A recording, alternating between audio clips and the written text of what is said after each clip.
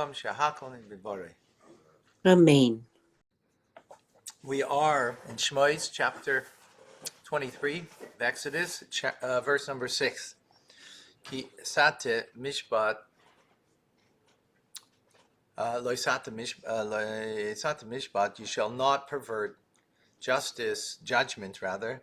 Oivecha b'rivai, the destitute person in his dispute. Rashi. Oivecha loshen oive. It's an expression of longing. Shu meduldal, that he's attached, because he's detached from any possessions. And he longs for anything that any good that should come his way. It's got nothing. He's less than a pauper.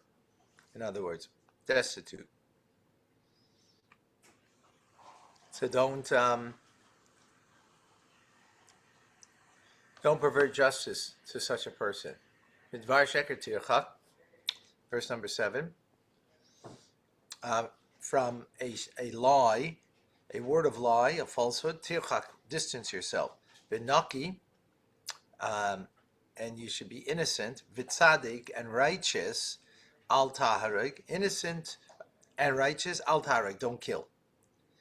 Kiloi atzdik rasha, for I will not atzdik, exonerate, make righteous, but in the context of exonerate the wicked person.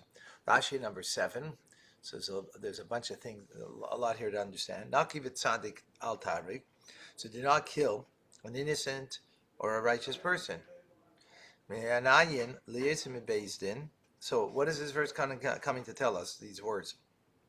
Where do we know that someone who went out of the court, right? He was and chayv din chayv, and he was sentenced to death, right? That's what we're talking about. He was sentenced to death.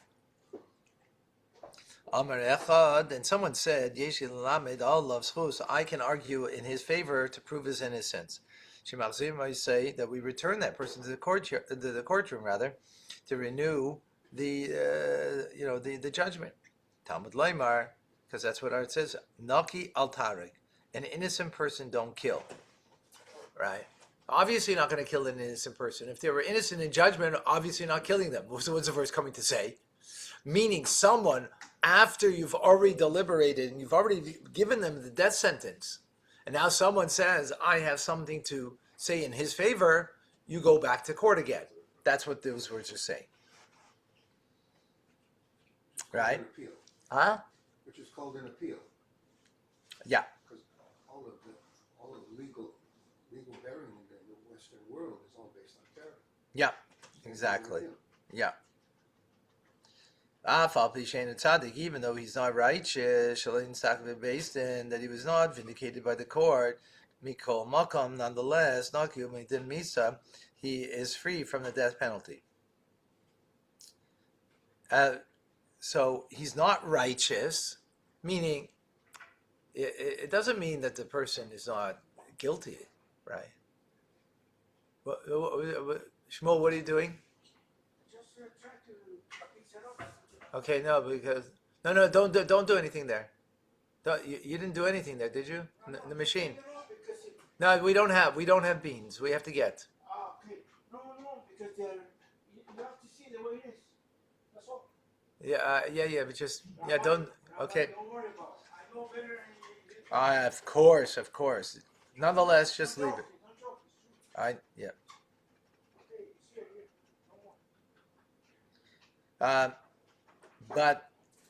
And he wasn't vindicated in the court. Mikol Makom, Nakiyom didn't misa, but he's free from the death penalty. Shareyesh lo the zakis, because he's able to acquit him, right, with legitimate proof of his innocence.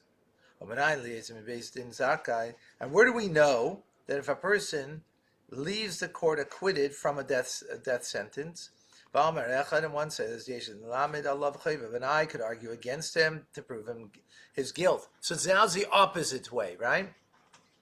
And that we don't return him to the courtyard to retry him. In other words, in this instance, we do not bring it back to the court, Talmud Leimer, because it says, Sadik al Yarei, a righteous person do not kill. And this one was righteous, and Sadik bebeis. And what it means, right? Righteous here, by the way, important. We learned Tanya, and for us, what does righteous mean? What does righteous mean? Someone who has no struggle with their animal soul because they've transformed their animal soul. That's not the meaning over here in the simple meaning of Chumash Rashi. Here it means righteous in the judgment. So he was found innocent. He was found innocent. He was vindicated. He's vindicated. I wouldn't use the word innocent.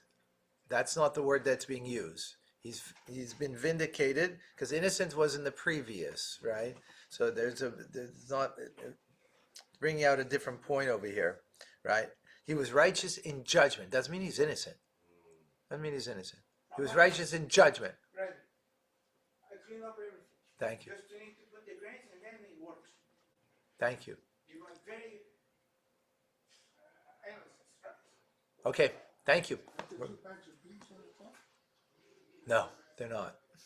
We ordered and they brought us ground. Like we ordered Instacart and they made a mistake. Just now you need to just put and everything. Shmuel, can I give you some money and you go to over here to get some? Yeah? Where? At Metro. Yeah? Also, they have on sale clementines for $3.99. Okay. Get 3 if they're $3.99 still. Get 3 of them. We'll use them for Shabbos. Okay, Clementines, the small ones. the boxes. Not in boxes. They're in bags. They're very cheap. And get or I don't know. Actually, you know what? Here, let me give you more. I don't think it's enough. And Rabbi, I don't see you on Facebook to share. Oh yeah.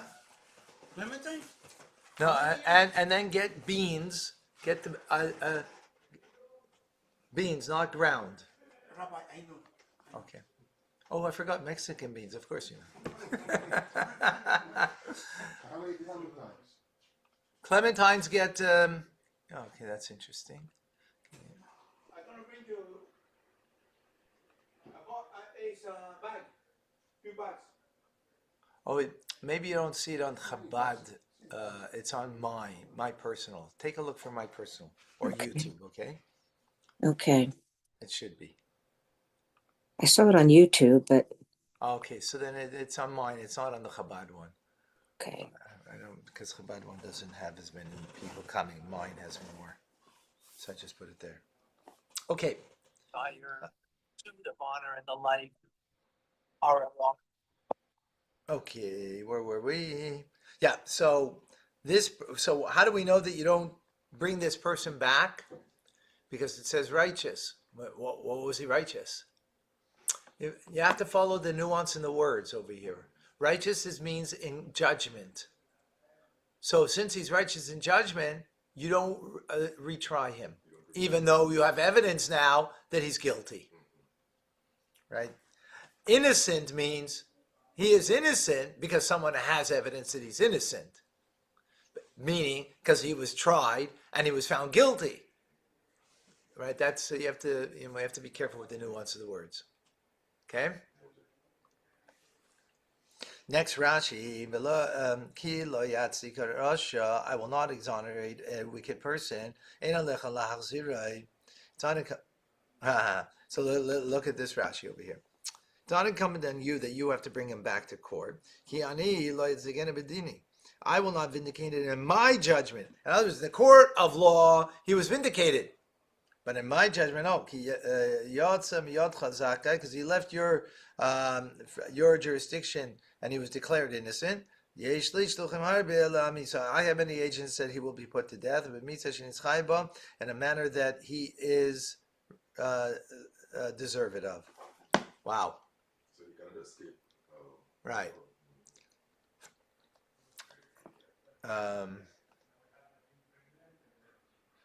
Very fascinating how, Naki Vitsadik, right? Don't kill. And how it's played on the opposite ways, right? The opposite ways. And then don't worry about it. Kiloi Atzdik Rasha, I won't. Who's I? God. Right? Don't worry, court, this person was guilty and he was let free. Don't worry. Right? Fascinating.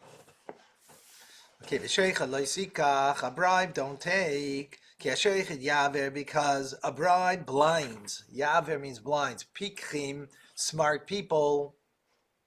And makes crooked the words of the righteous. Okay? Rashi. Don't take a bribe.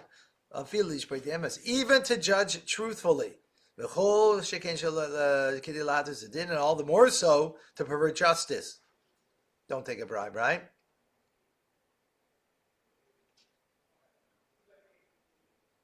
So Rashi's proving, like, how do you know that it's even, why not take a bribe? If I'm anyways going to side with you, if I'm the judge, and anyways I'm siding with you because I believe that you are innocent or whatever it is, right? So why shouldn't I take a bribe? Why not? You know why? Because that's what the verse says.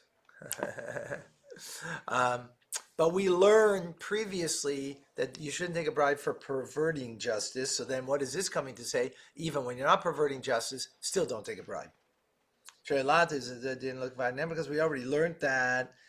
That's interesting. He says we already learned it. You know what we're going to learn it? Mishpat, don't pervert justice. That's going to be in Deuteronomy. So I don't know why he says.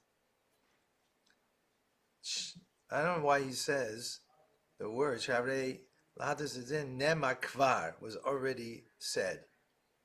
When it wasn't already said, it will be said. Okay?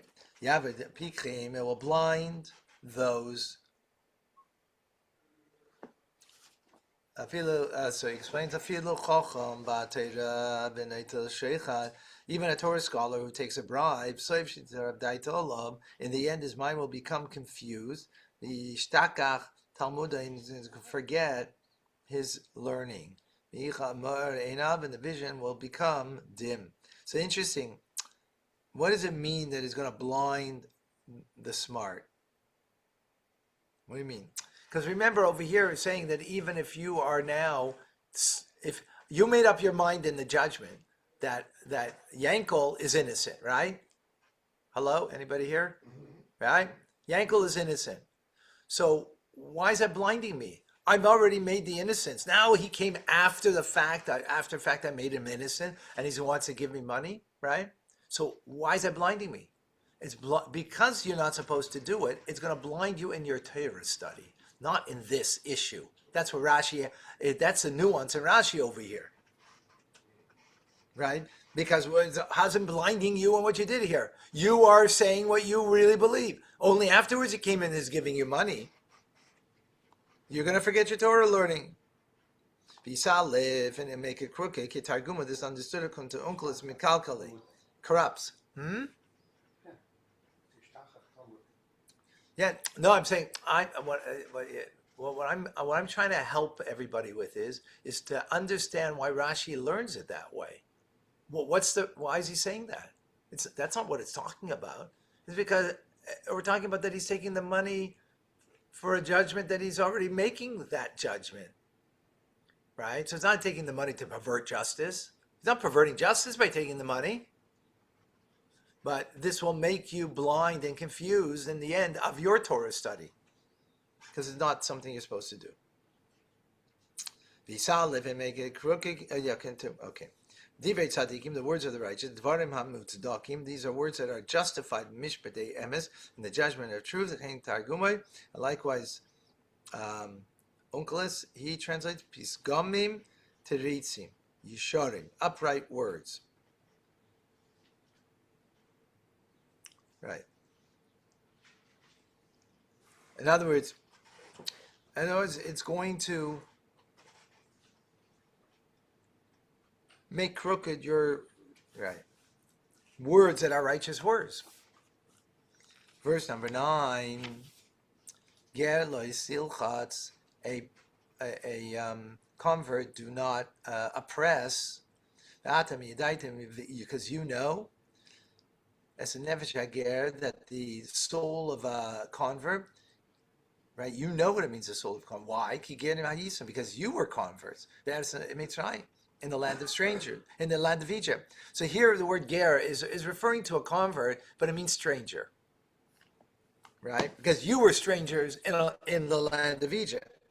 Rashi in number 9, Ger lo silcha, not oppress a stranger. Har b'mekayim easier to all get. So Rashi says in many places the Torah warns us concerning a convert. Why? This is not the first time, because his inclination is to evil. Why? Because that's the way he was born, and that's the way he was raised. And now for him to convert, which, by the way, it's not an indication about his Jewishness. His Jewishness is 100% the convert. It's an indication that they still have in them from their experience of life from the old way. And that old way is an evil way, right? It's not a godly way. That's like residual habits. Yeah, exactly. The soul of a stranger. So hard is it for him when they oppress him. Wow. Oops. Okay, number 10. So look at this. Now we go to something completely different. For 6 years you shall sow your field, and you should gather the crops. 6 years. Rashi, number 10. You shall bring in the crops, harvested. Means bringing into the house. Is in the term, you should bring it into your house. Okay, continuation with the next verse, right, to make sense. To sell it, or what is Rashi saying? I want to sell the crops, I have to bring it into my house? No, it's really about, no, it's defining, it's giving the parameter of the law, which will be in the next verse. Will kind of make more sense of it. I think, I think so, from the way I understand. Let's see the next verse, and maybe we'll see if in context it makes sense. Vashvi's number 11, and the 7th Tishmatenu, you shall leave go. You shall let go of nitashta and leave it alone. And they will eat the destitute of your people.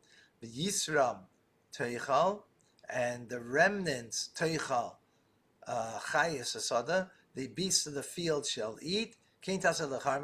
So you shall do to your vineyard, lezeischa, and to your olive grove. Okay, there's a lot here that we need to understand. Let's look in Rashi. So Rashi says tena, to let go from what? Me'avoda. In other words, don't work the land. That's what it means. Don't work the land. Let go of the land. Right? That's the sabbatical year. Nitashta, leave it alone. Achila achar zman habir. This is now talking something else. Eating its fruits after the time of removal. What does that mean, removal? Because it's connected with the next words about the animals in the field. When you can have food, and Pesach, this ties in with the previous verse now. You bring food in the 6 years into your home, right? Now, that's all for you. But what happens in the 7th year? At one point, there's not going to be food left for the animals in the field. You have to now remove from your house the food. You can't hoard the food for you, right? You have to remove it from your house. Can't? Which means what? What are you saying there? What are you saying that you remove from your house? The word benitashta, he says the produce has to be removed from your house, right? When there's no longer animals in the field, but that's the next part of the verse, right? Do you see how it says here, remove, and then it says, Tashta, I see. right? I don't see where you're taking something from your house. No, Rashi's explaining that. I'm saying, I don't see Rashi's. So there's two words over here about letting go, right? One is let go of the field, don't work the field, because it's a sabbatical year. The other one is there's going to be a time during the sabbatical year, right? In the sabbatical year, not the beginning, right? Sometime where the animals in the field, the wild animals, not your animals, right? Wild animals, not going to have left what to eat, because you didn't grow anything that they're eating from. There's nothing left for them to eat, right? So we got to take care of them. and you got food in your house because you took in the 6 years and you made sure you had extra for the 7th year. Now you got to remove that from your house, that food, because the animals in the field also have to have, and the destitute also have to have. So you have to feed the wild animals. Is that Yeah. what you're saying?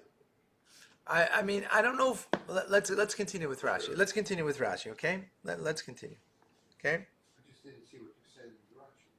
That's No, so it's all in the context that Rashi is learning this.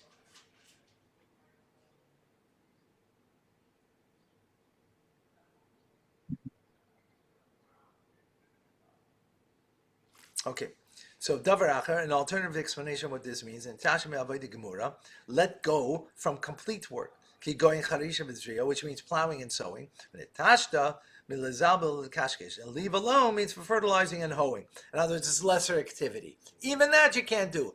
Meaning that that's also biblical, Right, yeah. right? Okay, that's a second explanation, right? Now let's continue. V'yisram teichal chayus hasada, and the remnants of the beasts of the field shall eat. Lahakish Michael Evyon LaMichael Chaya. Listen, look what he's doing. Because we already said because the poor, the destitute, right, that they should be able to eat, right? So Rashi is saying that since they're in the one right after the other in the same verse, so we compare the food of the poor person to that of a beast. Just as the beasts eat without tithing, so too the poor eat the fruits of the 7th year without tithing. Others, they don't have to take tithes on it. Only they don't have to, or no one has to take. 1 second. Yeah, every Jew.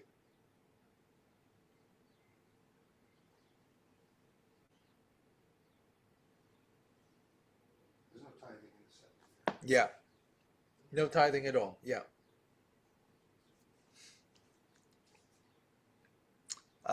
But that's how we learn it out. From here we learn that there's no tithing on the 7th year, period. But that doesn't apply today.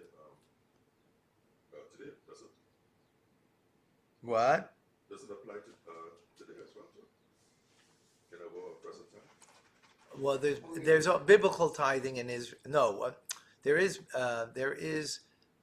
biblical tithing today. Truma and Meiser, not biblical. I mean rabbinic tithing. Rabbinic tithing, yes. Okay. Yeah. But this is biblical. Well, this is a biblical law, but the rabbinic is based on the biblical. Okay. So you shall do to your vineyard. The beginning of the passage that's speaking about a field of white, stay loving, meaning a grain, legumes, or vegetables. It's called white because it's not shaded by trees. That's interesting, right? Trees bring shade, darkness, in other words. So here it's called a white field because there's no sun, no shade. That you shall sow your land. Okay. Excellent. Number 12. Sheishis yamim taseh masecha.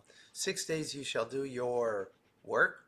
And on the 7th day, tishbois, you shall tishbois cease.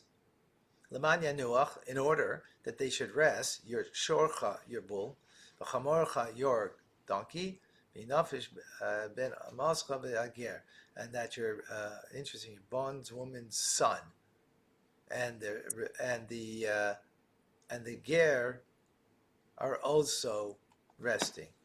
Let's see, that looks pretty unusual. Let's see. So 7th day you shall desist from work. So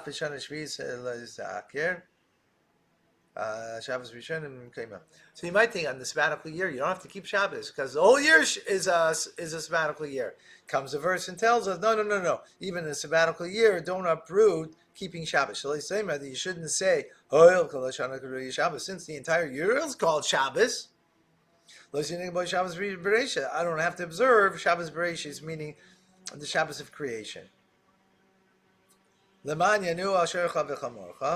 that your ox and your donkey may be rested or at ease, give him rest, ease. This comes to permit the animal to pluck and eat grass from the ground. In other words, he has to rest on Shabbos. That doesn't mean from his natural activity that he shouldn't do. We can't pluck something from the grass on Shabbos, right? We're not allowed to do that. But the animal could do it because that's its natural way.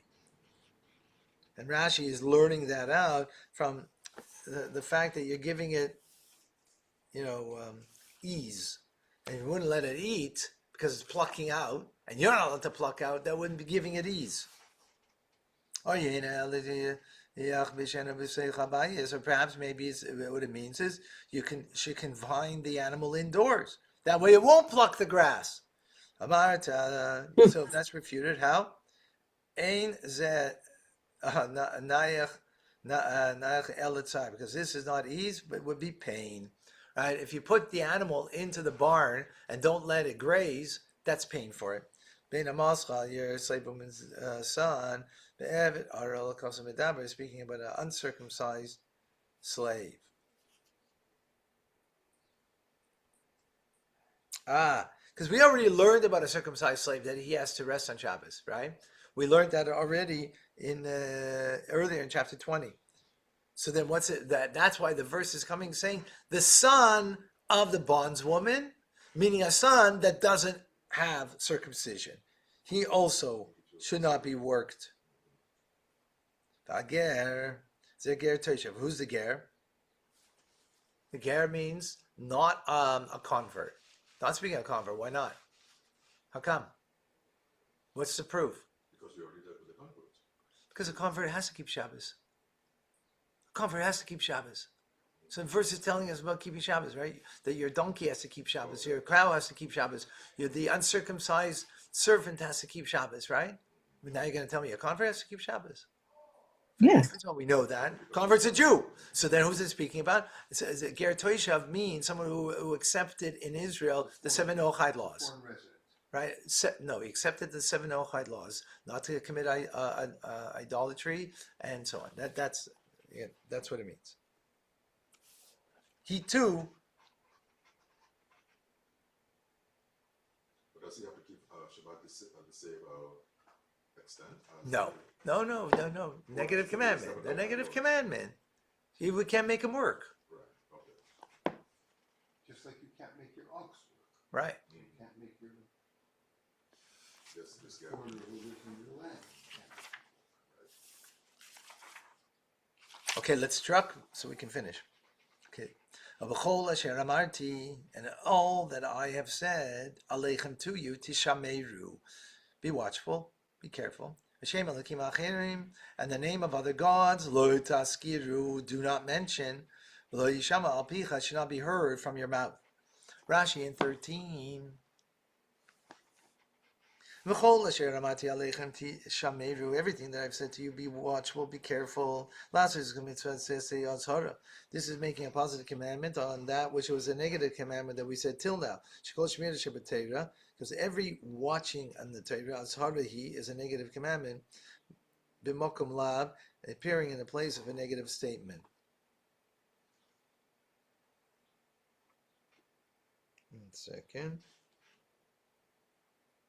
Now, be careful is saying in a positive way, right? It's not saying don't do this, don't work on Shabbos, right? He's saying be careful. That's a positive statement instead of then don't. When you say no, that's a negative, right? So this is a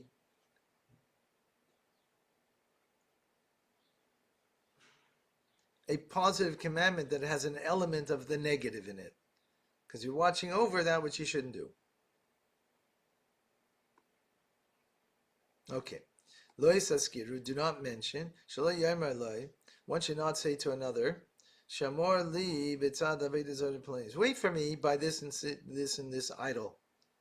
Or talmud imi b'yom avodah zarah planes. Or stay with me on such and such a festival day of the idols. Right? It's one of the reasons why we call that holiday kratzmach, right? That we don't call it by its name, right? Because that's idolatry. Right. So we don't call it by its name. Alternatively, what does this mean? Everything that I said to be careful, and the name of other gods do not mention. This teaches that the prohibition of idolatry is equal to all of the other commandments combined. But someone who's careful with their observances is if you keep all of them. Aha. Because look what he's saying over here. Look what the Rizur is saying. It's saying everything that I've said, be watchful. And then it's saying one thing with it afterwards. Idolatry don't mention. So what it's implying is all that I've said, meaning all the mitzvahs, is equal to idolatry. Not doing the mitzvah. Doing idolatry is equal to all the mitzvahs. Yes. Yeah, exactly. That means like not doing what you're supposed to do is akin to idolatry. Which is interesting because we're learning, that's what we learned in Tanya just now, right? Also we learned about that. No. The prohibition against idolatry is equal to all the commandments. Got it. Yeah. Not that the commandments, right? Got it. Yeah. That's what we learned in Tanya. That Yeah. idea. Yeah. Our idea also that every time a person does a prohibition, goes against a prohibition, it's like he's committing idolatry. Yeah. That's he's saying it in general over here. Right. The Rebbe says it specifically. Yeah. Okay, very good. Okay, lo yishama should not be heard min a goy from a non-Jew. Al picha, through your mouth. Shalita says shutvis im goy. Don't make a partnership with a non-Jew. Shishama l'chal v'ydazor shaloi, that he will swear to you by his idol if you have a dispute between the two of you. So you're causing that it should be mentioned in your name idolatry. Thank you. Can you scroll up, Rabbi? Oh, thank you. Yes, sure. You only. Oh, they went up to $6.99. They were $3.99 the other day. I should have bought a lot more. All right, thank you, Shmuel. No problem.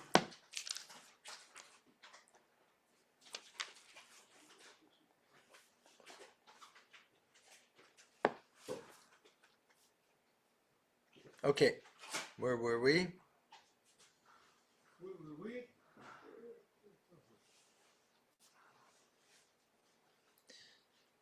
Yeah, so al picha means through your mouth. It means that you didn't do it, right?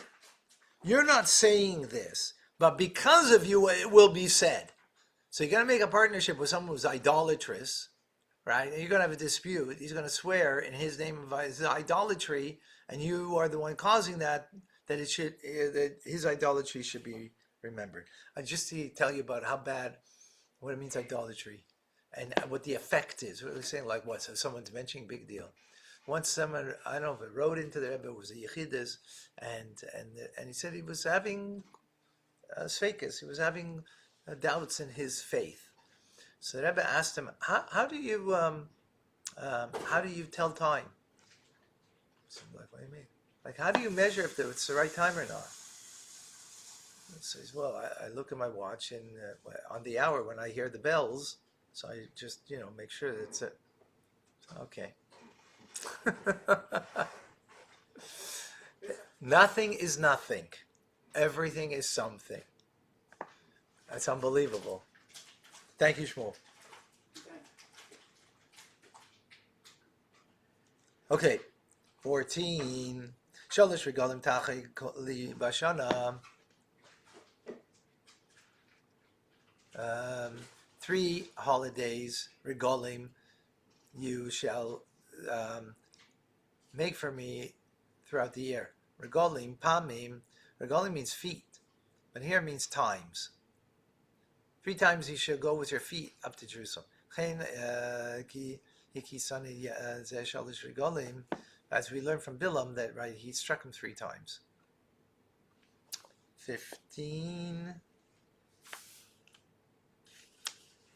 And the holiday of matzahs, you shall observe 7 days. Teichal matzahs, you shall eat matzahs, kasher tzibisicha, as I've commanded you. L'mayit chodesh, to the time of Chodesh Aviv, of the spring, the month of spring.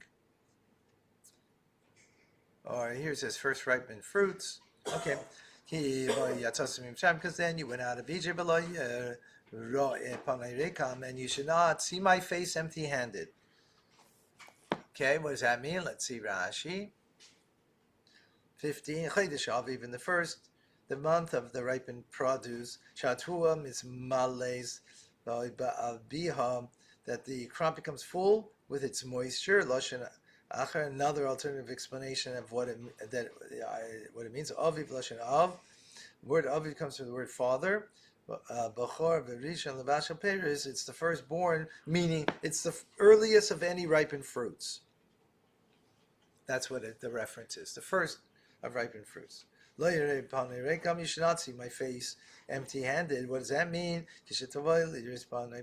When you come for the festivals to see me, to see God, right? To see God's presence in bring me oila offerings. You have to bring offerings. That's what it means not to come. You got to bring a gift to God, right? 16, the final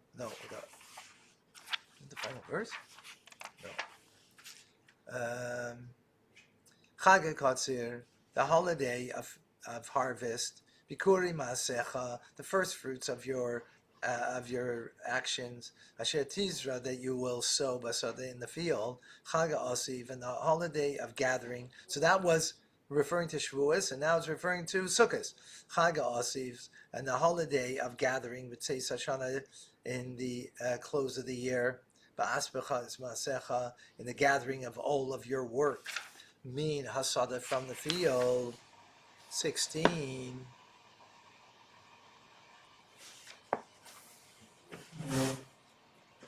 Chag HaKatzir, the festival of harvest, Hu Chag HaShavuos, which is the holiday of Shavuos. Bikurim Maasecha, the first fruits of your labors. Shuz Man Havas Bikurim, which is the time of bringing the first fruits. Shishtei Alechem Habayim Ba'atzeres, the two breads that are brought on Shavuos. Hayumatir Mitzachadish Lemenachos, they will prevent the new crop to be used for meal offerings, right? Which is the two breads that are brought on Shavuos. Which those two breads on Shavuos are the only time that chametz was brought in the Beis Hamikdash. And to bring the first fruits in the temple. Since it's the day of the first fruits, you bring the new meal offering to Hashem, which is the holiday of Shavuos. So you're bringing Bikurim Shavuos, at least from Shavuos. You don't have to bring on Shavuos, right? And you're bringing also the two breads, right, that are for the new season. Chag HaOsiv, the festival of bringing in, Hu Chag HaSukkot, which is the festival of Sukkot. Vaspras Maasecha, when you gather in your work. Shekol Yemei Sachama, all the summer long days. Hatvuah Mitziyabeshes Basad, the crop dries out in the fields. Can you stop that? Cancel it. Cancel. Please, don't. For you. No, but you're doing something. You're adding milk or something. No, we've said that many times already. Only Americana or whatever. Nothing with an addition. No. We don't have it.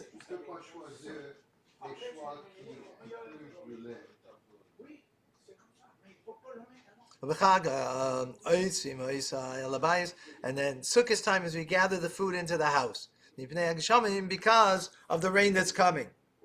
Right? After Sukkot, we pray for rain, and that's the rainy season. You're not going to leave your stuff in the field. 3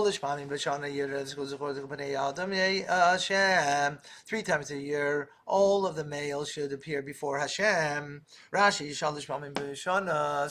3 times a year, you have to appear. All the males have to appear before Hashem.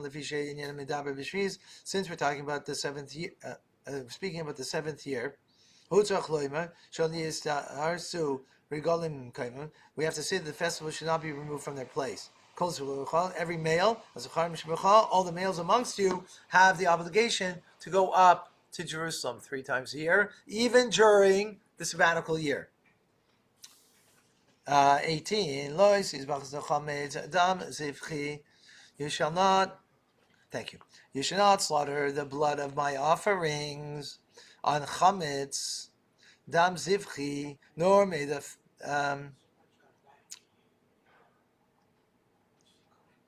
velo yalin is chelev chagi, and you should not leave the fats of my holiday ad boker until the morning. Rashi in 18. Should not slaughter the blood of my offerings on chametz.